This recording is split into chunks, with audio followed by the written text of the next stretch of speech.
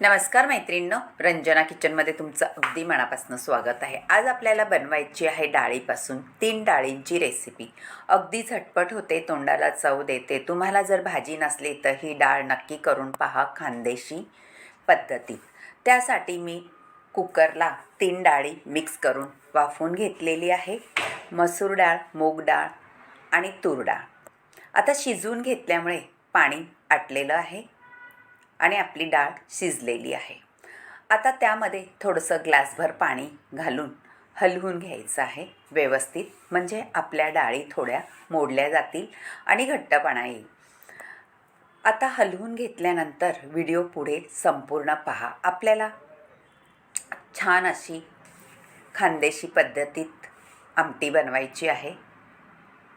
नक्कीच तुम्ही ह्यासोबत भात तर 2 वेळा घ्याल, पण भाकरीसुद्धा चुरून मुरून खाल, इतकी भन्नाट रेसिपी होते। आता आपली डाळ मोडून घेतलेली आहे, 1.5 ग्लास पाणी घातलेलं आहे। तुम्हाला जशी घट्ट हवे पातळ हवे त्याप्रमाणे आपण डाळ करायची आहे। आता एक पातेलं ठेवायचं आहे, त्यामध्ये तेल ओतून घ्यायचं आहे आणि गरम करून घ्यायचं आहे। अगदी 2 चमचेभर तेल आहे, जास्त तेलसुद्धा आधी घालायचं नाही। आता आपण त्यामध्ये घालणार आहोत फोडणीला जिरं मोहरी, आणि जिरी मोहरी घातली का थोडं आपल्याला हिंगही घालून घ्यायचं आहे मैत्रिणींनो। हिंगाचा स्वाद अप्रतिम लागतो त्यामध्ये। झटपट अशी रेसिपी होणारी आहे।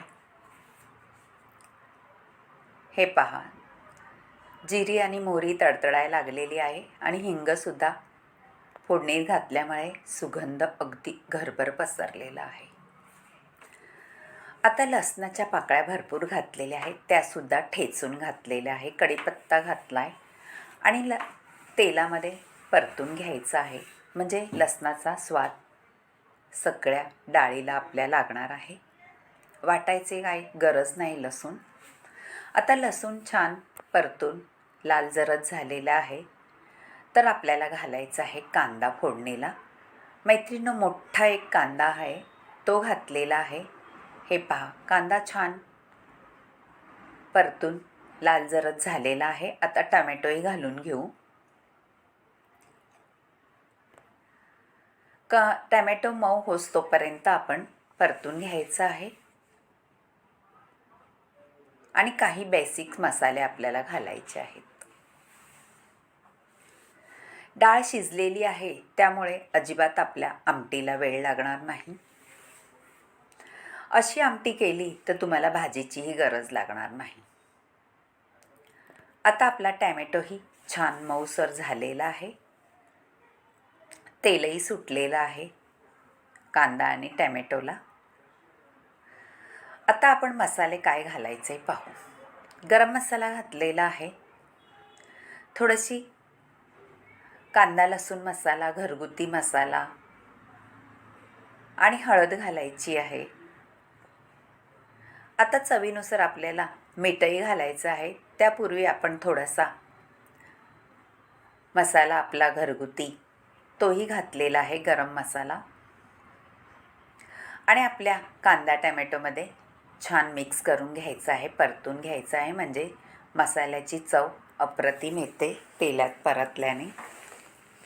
चवीनुसार आता मीठ घालून घेऊ। तुमच्या मसाल्याच्या अंदाजाने घाला मीठ। मैत्रिणींनो, पहा, ही आमटी साधी सोपी आहे, पण चव अगदी भारी आहे। नक्कीच करून पहा आणि रंजना किचनला लाईक करा, शेअर करा, कमेंट करायला विसरू नका आणि सबस्क्राईब करा।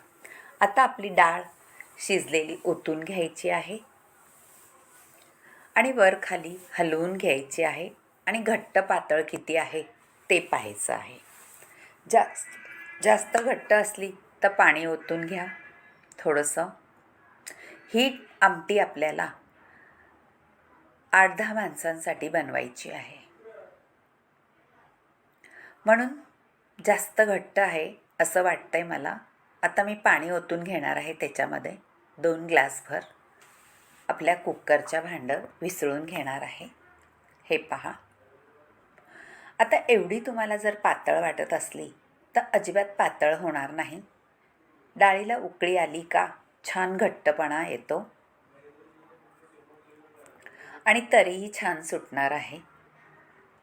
झाकून ठेवायची आहे आणि खळखळून अशी उकळी घ्यायची आहे. ही आमटी तुम्ही भातासोबत खा, चपातीसोबत खा, भाकरीसुद्धा चुरून तुम्ही खाऊ शकता ह्या आमटीमध्ये. आता उकळी पहा, मस्त अशी झणझणीत चमचमीत आलेली आहे, खळखळून अशी, आणि सुगंधही घरभर पसरलेला आहे डाळींचा. 3 डाळी आहेत, त्यामुळे पौष्टिक डाळी आहेत. मसूर डाळ, मूग डाळ, तूर डाळ ह्या अगदी पौष्टिक असतात आणि त्यामध्ये असलेलं कॅल्शियम, प्रोटीन आपल्या शरीरासाठी भरपूर उपयोगी पडणाऱ्या डाळी आहेत.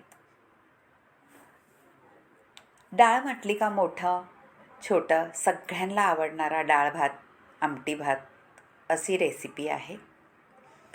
आता आपल्याला डबल तडकेवाली आमटी बनवायची आहे खानदेशी पद्धतीत. त्यामध्ये गरम करून घेतलेलं तेल आहे, जिरी मोहरी परत घातलेली आहे आणि 4 मिरच्या कापून घातलेल्या आहेत. आपला बेडगी मसाला आणि कोथिंबीर कापून छान तडका द्यायचा आहे त्याला. हे पहा, तडका दिल्या वरून झाकण ठेवायचं म्हणजे वाफ बाहेर जात नाही. तडक्याचा आरोमा आपल्या आमटीला सुगंध छान सुटतो. झालेली आहे, परत एकदा उकळी घ्यायची आहे तडका दिल्या म्हणून आणि वाढून घ्यायची आहे. पहा मैत्रिणींनो, अगदी साधी सोपी रेसिपी असल्यामुळे 10 मिनिटाच्या आतमध्ये होते.